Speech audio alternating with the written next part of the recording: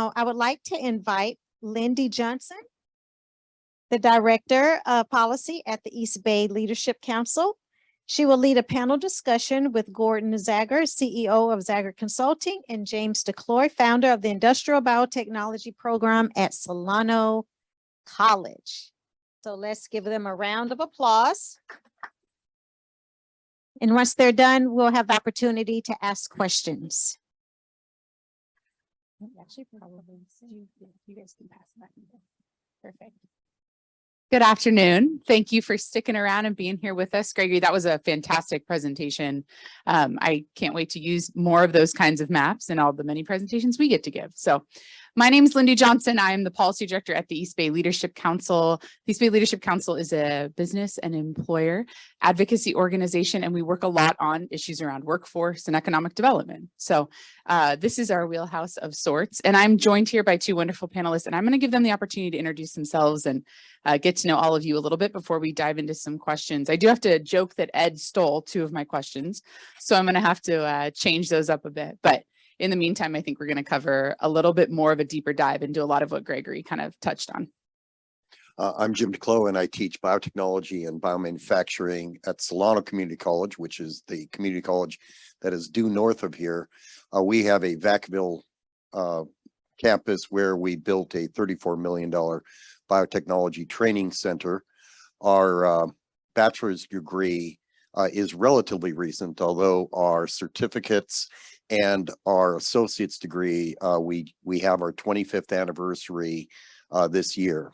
So when the state of California authorized community colleges to offer a bachelor's degree, we applied, and we were one of the first 15 community colleges in the history of the state of California to offer a bachelor's degree, and ours is in biomanufacturing. We made a successful argument since the legislation that authorized us said that we couldn't duplicate with CSU or UC. We made a successful application, a successful argument that biomanufacturing, teaching students the skills and knowledge to go into the manufacturing sector of the biotech industry, was fundamentally different than what our brethren do at CSU or UC to teach students to go into research. Beginning to end, the entire program is under $10,000. And we have negotiated with 6 different graduate schools to take our students. What that does is it makes a complete education pathway from articulate high school programs, 3 certificates, add general education associate's degree seamlessly into a bachelor's degree, and then into graduate school, high school to PhD, Alpha to Omega. Again, the first 4 years under $10,000. And my name is Gordon Zagar. I lead a team out of Pleasanton, and we support the life science and food tech industry globally, from research through pilot scale through bulk manufacturing, a little bit of what we're doing in Vacaville right now. And I believe Greg's probably freshening up his slides already because his heat maps were probably off by 10% from when the presentation started. The industry is growing and moving that fast. If I could just kind of throw a few more data points on top of Greg to just illuminate the opportunity here. There's over 30 million square feet of lab space in the San Francisco Bay Area, and that's second only to the Boston area. The venture capital raised was greater than 21 billion in 2021 in this industry. In 2022, in Q1 alone, the Bay Area raised over $7 billion in the life sciences, which was the strongest quarter on record. There is currently 5 million square feet of unmet demand that is outstanding, that is space that does not exist for companies that need to expand, putting somewhat of a chokehold on the real estate market. And Greg's map represents about 200,000 jobs across 9 counties in the San Francisco Bay Area, and just the life sciences alone, not the med device, but just the life sciences. And to speak briefly to the food tech side, which I'm extremely passionate about, there's over 500 food tech companies in the San Francisco Bay Area of about the 4,000 in North America.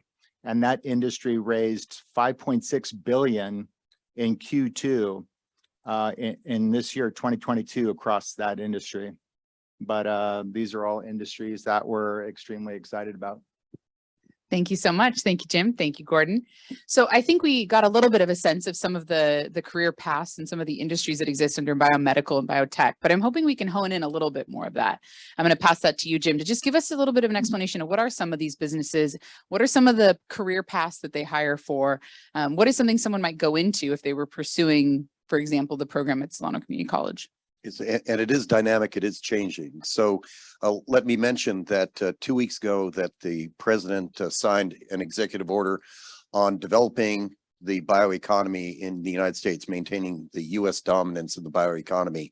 And as part of that, they're taking $52 billion from the CHIPS and Science Bill and putting that into developing infrastructure, especially training programs and incubators in the biotech space all across the United States. They project that this industry will be a $30 trillion a year industry globally but by the end of the decade. Now, to put that in perspective, the GDP of the United States is 21 trillion. So we're talking about an industry that's bigger by a third than the GDP of the United States. Now, when I say these numbers, I always say that's a really big number. But at the summit that accompanied the executive order, one of the speakers said, that's a really big number. So I had my staff check that number. Yeah, that's the number, $30 trillion. And part of that, a lot of that is pharmaceutical. So we got our start in pharmaceutical biomanufacturing when Genentech announced that they were going to build the largest biomanufacturing facility of its type in the world in our home county. And Genentech Vacaville, to put in perspective, that one building makes more money than Disneyland and Disney World combined per year. It makes more money than the NFL. It makes 4 times the money of all of the wine sold in Napa Valley. I could do this all day. Anyway, but we started in pharmaceutical biomanufacturing. What we've been seeing recently is the emergence of cell and gene therapy. So if you're not familiar, cell therapy, like CAR T therapy, a patient is near death because they have tumors everywhere and they have been treated with chemotherapy, and chemotherapy has failed multiple times. The cancer evolved its way around the chemotherapy and came roaring back. And so they're a month away from death. The company extracts their white blood cells, sends them to a facility. The facility genetically engineers them. The other way to say is they put them to boot camp. They expand the number, mail them back, you put them in, the immune cells go all over the body, destroying the cancer, tumor-free in a month. And that is the promise. What's the catch, asked me? $500,000. Yeah, so, and then gene therapy. So let me just say that there are 580 cell therapy companies in the world, and about a fifth of those are here in the San Francisco Bay Area. That the next emerging field is gene therapy that is treating mainly children who inherited a genetic disorder. You genetically engineer a virus and then take that virus, inject trillions of viruses into the body. It finds the cells. The virus carries in the missing gene and then compensates for the missing gene and provides the missing function. What a lot of our students are doing now is half of my students are going into cultivated meats. And so what you do is you take a fish stem cell and you grow it in a giant tank and you make fish sticks. And you take a chicken stem cell, grow it in a tank, and you make chicken nuggets. And so that's an emerging field. And then a lot of that $30 trillion that the president's executive order talked about is in the emerging field of non-pharmaceutical biotech. So producing commodity chemicals, the precursors of plastics that are currently being extracted from petrochemicals and instead having cells produce them. And I carried my shoes today. The plastic in the shoe was made by a genetically engineered algae. So anyway, I'm a happy customer. And let me just say that these are excellent jobs. They have a starting salary that provides a minimum wage. But what I've been really impressed with by this company is the tremendous opportunity that provides for upward mobility. So you may know Solano County. Solano County is the poorest of the 9 Bay Area counties. Many of our students come from very modest means, and by going into, and we favor and we specialize in biomanufacturing, we place them firmly in the middle class, and in a few short years, they make more money than I do, and I went to college for 12 years. So, Well, that's an advertisement right there. You want to pass it to Gordon? Gordon, do you have any thoughts or reflections or examples of some of the businesses in the area that are hiring in this space? I mean, just in the East Bay corridor alone, Bayer was mentioned earlier by Greg, which employs over 1,000 people. We have Behringer Ingelheim, which used to be Amgen and Fremont, over 500 employees there doing bulk manufacturing. Zymergen, up until recently, over 1,000 employees in the Berkeley, Emeryville area. And as Jim mentioned, Genentech between South San Francisco and Vacaville, over 10,000 employees. Yes. And my shoes are made from a dead cow, sorry.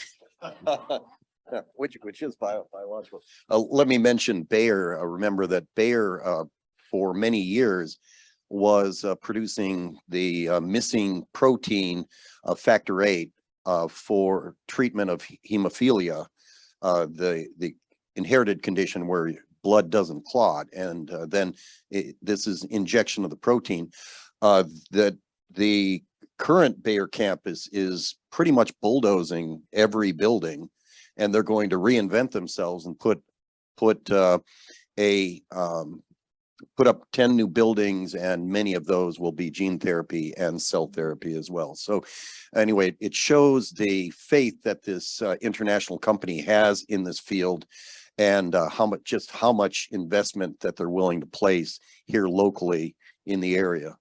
And let me mention also that if you look internationally, that Samsung has gone heavy into the life sciences. You have an investment by Fujifilm, which I'm not sure even makes film anymore. What their emphasis is now is gene therapy, and then LG has a major investment in life science. And so all of these international companies that you think about, Bayer as traditional pharmaceutical, they're moving into this biotech space. We're seeing a lot of innovation locally, absolutely. And so to touch on the question that Ed kind of started us with, what do you think companies are looking for? I mean, we saw that there was this clustering, right? And we certainly have talked about that for years as it relates to tech, that clustering certainly occurs. But we also see companies that choose to go somewhere else. And so I'm curious what reflections you might have on, for example, how Genentech chose Vacaville, which, for example, was somewhat surprising perhaps at that time, but also what other things companies are considering right now. And you're saying this map is changing right now as we're sitting in this room, right? So what's motivating those companies to move to places like Pleasanton? Either of you can start. Yeah, I mean, at the end of the day, pharmaceutical companies have to look at cost of goods. What does it take for an injection, one pill, a vial? And so when you factor in the cost of living, the cost of your workforce, the cost to do business in a certain area, there's always going to be an advantage to move to an area, let's say Vacaville, for example, for Genentech, to produce in an area that might be on the 3rd or the 4th ring of the Bay Area, as opposed to putting it on a fault line in Fremont. So there's certainly strategic reasons for Genentech to be in Vacaville. And then certainly the city of Vacaville welcoming a company like Genentech, as they continue to do today, for development that we're doing to, as was spoken to earlier, fast track on approvals for permits, an economic development agency that has a vision for this type of growth in the area and can kind of look at the big picture and take everything into consideration and incentivize large pharma to come to an area like Vacaville. If you think about California and what advantages do we have, and frankly, what disadvantages do we have? The advantages that we have are talent, as Gregory was talking about, that many of these companies are located around a UC, around or a private university like Stanford, where the talent is. So for Genentech, they were looking at the Bay Area. They wanted to stay in the Bay Area, but they wanted to go on a different fault line. And what they were aware of at the time, and I was on the Vacaville team in 1996, that they were looking for many of their employees had gone to UC Davis, and so they located in Vacaville, partially because of the proximity to Davis. Now, when they expanded with CCP2, then one of their Karen Brockwell, one of their engineers who was on site selection committee, I was on a panel with her, and she said, we were determined not to locate in California. We had our candidates were South Carolina and Singapore, and we weren't going to expand in California, but we expanded in California because of Solano College and UC Davis. So they gave me a top billing because I was sitting next to her. But again, it's to a large extent, it's talent. It's can you provide a workforce? And again, we will never ever out cheap South Carolina on land costs. We are not going to compete with the Southern right to work states on labor costs, but where we can compete is talent, and that's why they're here. There's a very interesting thing happening in the Bay Area with cities like Millbrae and Daly City that are getting their kind of first dip in the pool right now, that are starting to build campuses through developers of somewhere, in excess of 500,000 to 1 million square feet of life science space. And these municipalities are there's a learning curve around, from our fire department that was mentioned, to code interpretation, to fast track approvals, as these cities, although they do benefit from being stones thrown away from South San Francisco, and learning, from Brisbane has seen extreme growth in the last 10 years in the life sciences. So there's really no reason why, those kind of companies couldn't be on this side of the hill, leveraging some of the things that have been learned from, say, Berkeley and Emeryville, just across the, you saw the heat map was the Berkeley Emeryville area is thriving. Yeah, so Gregory was talking about momentum, and there is a momentum. So what happened in the city of Vacaville is they attracted this small company that they called Biosource, which later renamed to Large Scale Biology, and parlayed that into, we have a biotech company. So then they attracted the manufacturing sector of ALSA, which was right next to Stanford University. So ALSA came out, and then they said, look, we're good at permitting biotech companies. So then they got Chiron, which had a presence in Emeryville, to build manufacturing, and then parlayed that into the attraction of Genentech Vacaville, again, the largest manufacturer of its type in the world. And then from there, you can say we have Genentech, and then use that as a tool to attract additional companies, Polaris, and we have others as well. And then my team from Vacaville is there, and they've been very successful with 4 additional companies committing in the last year and a half. And that's about 200. There's still about 200 acres that have yet to be built out in Vacaville. So it's not like we're reinventing the wheel in Vacaville. Yeah, and never underestimate the impact of small businesses, right? And how that can help to change an ecosystem, to use Gregory's word. You mentioned cities, and I know we do have a good amount of folks that work in the economic development space here with us today. And I'm curious if you can provide any examples of things that cities did. I mean, certainly we've talked about concierge service, right? We've talked about Fremont and how they seem to have had a very nice spreadsheet that was very responsive to the needs that businesses had identified. But are there any other kind of concrete examples that come to mind? I think the cities that I've seen go at it successfully are the ones that go at it with intention, and that is intentional linkage between the educational system and local government. This is what Greg was talking about, a thriving and healthy economic development agency, and those companies that are not yet in that area. So we can sit and talk about it for a long time, but it takes a lot of intention. Committees, a year or two of talking about it, but I go back to the word intention. You have to be deliberate in how you go about this. Well, let me say something critical about our state that I've noticed. The state of California, when I travel across the country, the state of California sort of assumes that biotech will always dominate here. And other states are hungry, and they are aggressive in trying to attract biotech.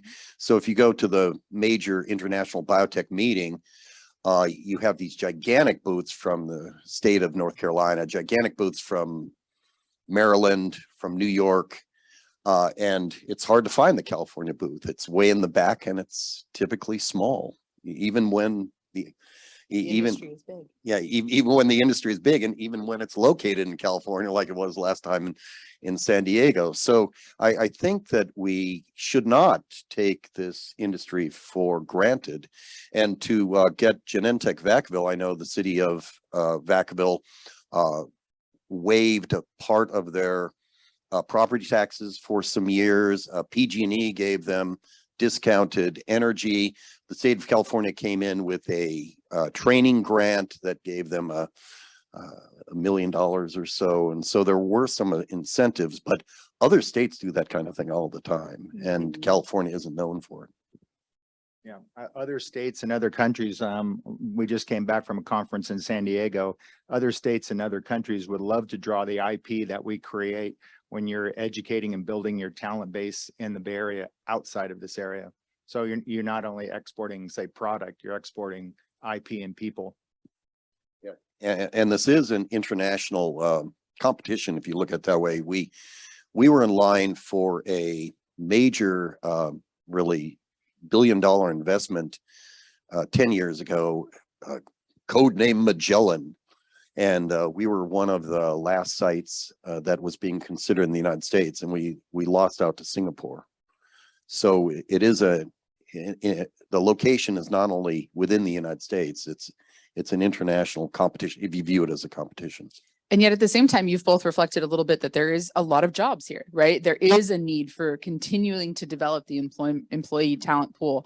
So I'm curious from an employee perspective to kind of shift over there. What do you see that draws students to these programs or that draws people to these jobs? And what do you see in like recruiting trends in regards to those folks and how we get the word out as well about these positions and their availability as a region? That is a major challenge. And so I can place everyone that goes through my program. I could quadruple and place everyone. I think I could increase tenfold and place everyone. But the pipeline is such that students don't know about this field. They don't know that there is a career, not a job, but a career that offers a livable wage with tremendous potential for upward mobility. And again, I talked about there being an educational pathway. So that educational pathway can go hand in hand with a career pathway. You can get a certificate that is not even a full associate's degree, jump out. In many cases, the companies will pay for your additional education and then jump back in and continue your education, continue to move your career in parallel, but no one knows about it. So everyone knows what a doctor does. Everyone knows what a nurse does. No one knows what a biotechnician does. And again, so get the word out. If you have family members or the other thing that's interesting is recently we have one of our administrative assistants and she said, you know, I heard about your program. Here's my son. I'm going to take him through a tour of your biomanufacturing training facility. And I said to her, you would not look out of place either in our classes. And so to think of workforce development in a broader scale, that is, I'm not only, I have multiple son, mother teams, and I have one that's son, mother, father. And since we're 25 years old, I'm getting the many of the offspring of my first class. I figure I'll retire when I get the grandchildren. So then it's time for me to hang it up. But again, part of it is awareness. And again, we have to gear up if we believe this rhetoric of this gigantic expansion. 1/3 of manufacturing will be biological manufacturing. And we just have to ramp up the workforce, and kind of no one knows about this pathway. Yeah, I'd be remiss if I didn't mention that there is a program at Contra Costa College for biotech. And when I spoke to the professor who leads that program, I said, so is it generally a cohort model? Thinking that folks would probably travel through together. And she said, we don't have enough students for a cohort. And that really blew me away. I mean, there's a lot of interest in the program and some folks do come in and out of it. For example, they're interested in biology and they might take some classes under that space. But the idea that this is right here, very few miles away from where we're sitting right now, and that they struggle to get and recruit students, and that many of those students don't even necessarily know that they can go right over to Solano and finish out a full BA in it. And that's not from a lack of education. I think they try to talk to that a lot about with their students, but it's just not something that a lot of folks are being exposed to. And so that was something that came up a lot in conversation as we explored this panel, was how do we get the word out? What can things or organizations like the East Bay Leadership Council, East Bay EDA, chambers, how can we be part of helping to bring more attention to these potential fields? Let me first say that this is a national problem.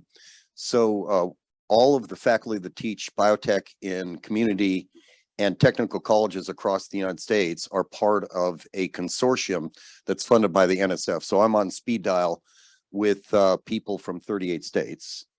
Every single one of them, even in Boston, which has another cluster, in San Diego has this exact same problem, that lack of awareness of the field. And even though you have 100% placement into a career, not a job, but a career that offers upward mobility, no one knows about it. And part of it is that the colleges, this is what we do, advertisement, marketing, publicity, that's not what we do. We are terrible at it. We're just awful.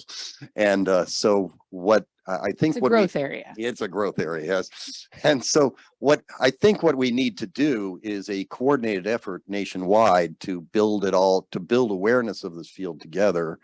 And we're trying to work through NIMBLE, the National Manufacturing Center, and BioMade, the non-pharma National Manufacturing Center. I'm on the workforce committees for both of those national organizations.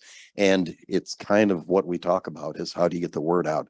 I don't have a good answer for you because no one has a good answer for you. Maybe Gordon does. What are your thoughts, sir? Really. I just think of what a unique industry it's been and my exposure to it in the Bay Area, because I don't want to call the life sciences recession proof, but it's somewhat recession proof. You think about when COVID hit and our country shut down, if anything, the life sciences gained momentum and VC money continued to increase. Yeah. And I'm exposed to a lot of folks that work in labs during the week, let's say South San Francisco and Berkeley, that say, hey, there's a good chance my company is going to go out of business. We're running out of cash in the next month, but I got 10 interviews next week within walking distance. So that kind of goes back to Greg's heat map and just the saturation of the type of companies that are in proximity to where these people are working today. Yeah, I'd like to go beyond COVID and think about 2008. In 2008, when neighboring Sacramento lost, well, I think the state lost 1 million construction jobs, biotech was flat. So when everything else was, so it wasn't going up, but it was flat when everything else was collapsing. And so it may not be recession proof, but it's recession resistant. Calling it recession proof. Yeah. But there is that potential for folks to continue to be employed during even the most difficult economic times. Yeah, that makes a lot of sense. Well, thank you both. I really appreciate it. And I think that's something we can all continue to explore, perhaps as part of this initiative, is how do we continue to spread the word and bring awareness to these jobs and the potential that they bring to our community. And I have to say, I know there is Earn and Learn, which was mentioned earlier, and Earn and Learn is an organization that works pretty hard to try to highlight Manufacturing Week and to bring attention to some of these opportunities. And I think that that is a general concept, both the organization, but also internship and exposure is certainly a space we could explore further. So I want to open it up to everyone else because I'm hoping there's some questions out there in the audience, and we've got about 10 minutes to cover them. Okay. One over here and then one over there. Thanks for a great panel discussion.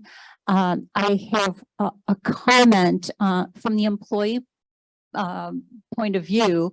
I'm a Bayer alum, and what made it possible for me and my family to move to this area and take a job with with Bayer was really quality daycare. And I think we cannot ignore the support, the community support services when considering maintaining diversity in our area and providing a certain quality of life. I couldn't have done this without quality daycare.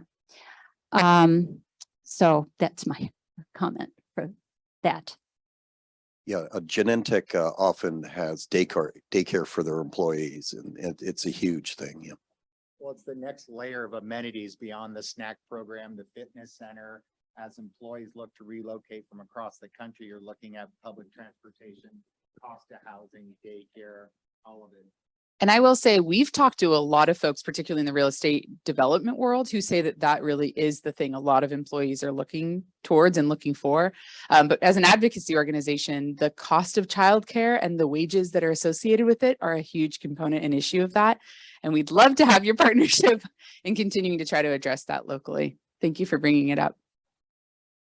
Thank you. So another fascinating conversation. I could listen to this all day. I did want to ask, we have a few folks from education who are here today. And so I wanted to better understand, because here in Central Contra Costa, there are opportunities for educators to come in and shadow different employers, to better understand what the skills are. It's called Best Day. But I'm trying to understand, are there pipelines that start up in Solano County in the middle school and even high schools? Or is that something that you're looking at exploring so that younger people can be exposed and people across the socioeconomic spectrum to these opportunities? Interesting, you should ask that. I was on the advisory committee for the Vallejo Unified School District today. So I am on their STEM advisory committee and on the committee they have a biotech program at Vallejo High and a biomedical sciences at Jesse Bethel High. And we have articulated with them. And so a student that completes there at that high school can jump over our prerequisites and jump directly into our biotech program. But we have articulations also in American Canyon, Calistoga, Sacramento, Vacaville, of course, Winters, and in the past, San Mateo. We tend to we tend to recruit locally, although I have a articulation agreement with Morro Bay, and I have a student from Morro Bay who moved up here, and we have, with our bachelor's degree, we are recruiting, or we're drawing from Skyline College, from City College San Francisco, from, we haven't had Ohlone College, Contra Costa College, and Laney College. And so the idea is to expand the pipeline geographically and expand the pipeline into the high schools. In order to try to gain additional awareness. But I have to say that even in South San Francisco, I was recently on a panel in South San Francisco that South San Francisco High, right there in the middle of it, many students didn't know about biotech in the city of South San Francisco, even though Genentech built a lab right on South San Francisco High. Likewise, every year I am invited to UC Berkeley's Cell and Molecular Biology Club's job fair. Cell and molecular biology majors at UC Berkeley. Not a single person in the room typically knows that a biotech industry is surrounding them. So even in someone who you think this is your field, there isn't the awareness, and so it's an interesting. Yeah. I didn't know. Any other questions from the audience? Sure. Thanks for all of the amazing information. It seems like contract development organizations or contract manufacturing organizations, the kind of the short run, smaller bio manufacturing is a real opportunity for the 680 corridor because of our industrial heritage and talent base. Could you maybe give comments on pluses, minus, advantages, disadvantages, opportunities, threats to us pursuing that? I mean, at first you start at the building level are we talking about greenfield project and what are you going to tear down to put up a new building? And then it's repurposing of existing buildings, which we're doing all up and down the West Coast right now. So the complexities and the cost to take a 3-story office building and turn it into an R&D lab. But the flip side of that is, as Ed and other brokers in the room would tell you, office space is going for $2 or $3 a square foot, where lab is, close to $8 a square foot in Berkeley now. So there's certainly a flip side that makes the cost benefit a little more compelling to do the conversion, but you have to build it and then they'll come. When I go to conferences, all they talk about is a shortage of contract manufacturing. And so there is a nationwide, I think there is an international shortage of contract manufacturing. So I think there's plenty of opportunity. It would just be someone who had the capital in order to launch into there. Any other questions? I just want to clarify from your viewpoints for other questions. It seems like I heard that build it, they will come. That's the, so I was talking to someone, they were saying somebody was involved in this industry. It has to be that speculation that one has to get in there and then build a big thing. Only then it happens in industry. Isn't that an inhibitor for, something that you want to start? Is that how Vacaville was? Did they build it, then Genentech came, or Genentech came and then they built it? So how did that happen? Yeah,